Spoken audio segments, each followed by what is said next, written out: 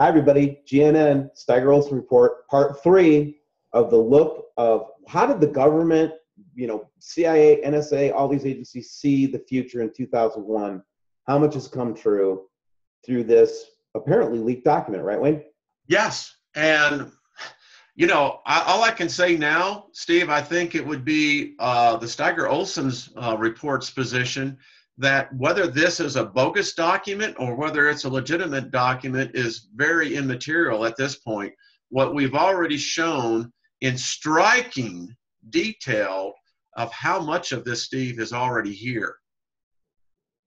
All right, Wayne, well, let's continue our analysis. So now, folks, we're on the effect now of microwave. Let's talk about this. Behavioral performance decadence. This means, folks, they're going to continue. Steve, when I read this one, I got the mental image of dumbing us down, right? That's exactly what I saw.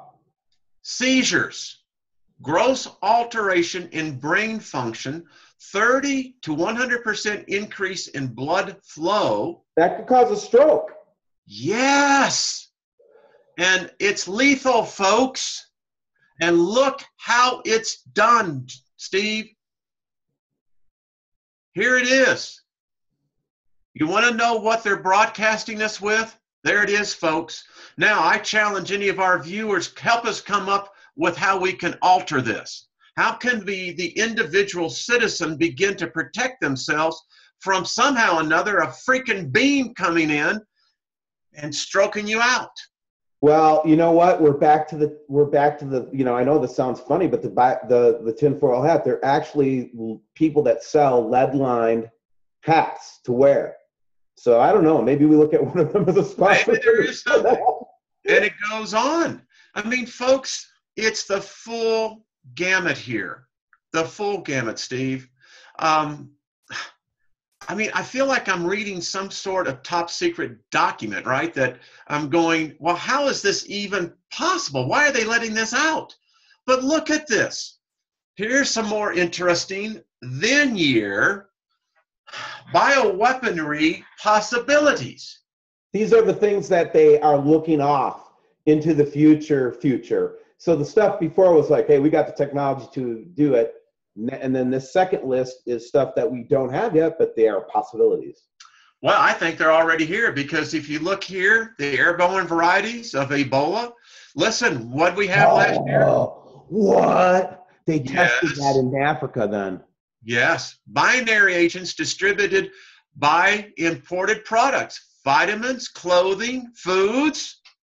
How many times did we get during the last 8 years of, I remember particularly Colgate coming from China that was poison? Listen, there's no way for us to know what products would be infected with this technology. There's no way to detect it. Look at this, folks. They get into genetics, targeted pathogens, long-term fingerprintless campaigns as opposed to shock and awe, bioweaponry. It's silent. Pathogens. Wow. An existing bio-calamitive. Here we go. This is happening now, Steve. Here, it's equine encephalitis, weaponized by the U.S. and USSR in the 50s, easily transmitted via aerosol, highly infectious, low fatality rate. 1 to 5 day incubation. Tested on humans, Operation White Coat. No treatment available. Wayne, are we going to be approached on this particular document? This is so explosive. I mean, and it gets worse.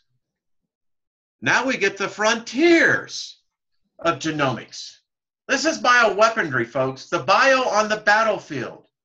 Look at this. Right, so this is basically saying that you can actually use it to create food, water, energy, meds, computing, and clothing.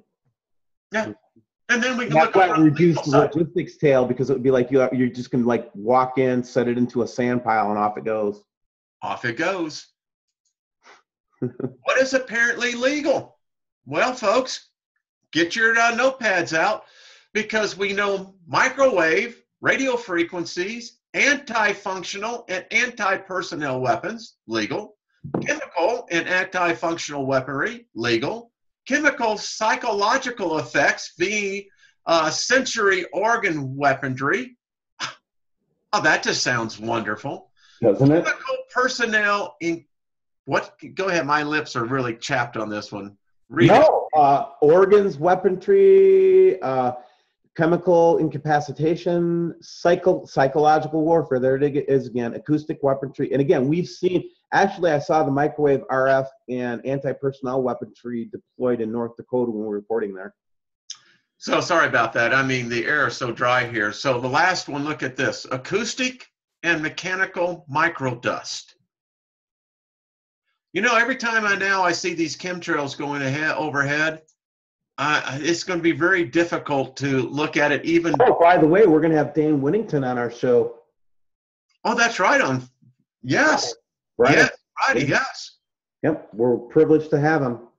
So we're going to go through here because high energy density materials, power, explosive, and propellants. What? Antimatter? Antimatter. Huh. Transoceanic UAVs. Look at this. Unpiloted aerial vehicles. This is all in place. Everything on these slides. Blast wave accelerator. Have you ever heard of that? No. Global precision strike on the cheap. No barrel. 200-foot notched rails. I can't even say that word. I hate it when I get tongue-tied like that. Anyway, you can read it for yourself. Yeah, here it is. This time it was being worked on at Aberdeen. What this is basically a kinetic weapon. Thank you. And there it is. Yeah, that's a kinetic weapon. So Tesla had it right. Here's another one. I didn't know any of these existed. Slingatron. Mm-hmm. How about this one? How we get targeting and connectivity. Military overhead systems, ambiguous commercial overhead systems, scientific overhead systems in the context, and there we have, of inexpensive reconstitution via micro nano stats, optical communications, GPS, etc. And then we get it's all over here. The UAV, unpiloted aerial vehicles, it's all here. All here. Now, we won't get into this one, but you should read this, folks, because you see, this is why I went, whoever wrote this, they knew what they were talking about. Yeah, we've studied these subjects on this slide. Yeah. Yeah. And then here we go here, how they're targeting us. They have got these down, folks. And then they get into the summary, the major influences. Yeah, this is the important slide. This would be a good one for us to close the third segment on and then move to the next one. So you can actually see here how they're doing it. And again, robotics are playing a huge, huge role in this. Mm-hmm. The binary bioweaponry. I mean, and we'll close out at slide 70, Steve, and this will get us in the next one. And now we have the increasingly critical human limitations. Okay, so now we're looking at humans like, you know what? You suck, humans. It does. That's what they're saying. And yeah, folks, look at the last one. They require huge logistic training. Humans have rapidly decreasing to negative value add. Do you know that, folks, if you're listening to this, you now have on your forehead a minus sign. Right. You add no value. You have no value in this. Why? Because here comes our Messiah. Remember the robots? There they are. Talking about nonstop for the last 2 weeks. Here they come to the rescue because that's what they say. They save lives, enhance affordability. Why would you not want to have this?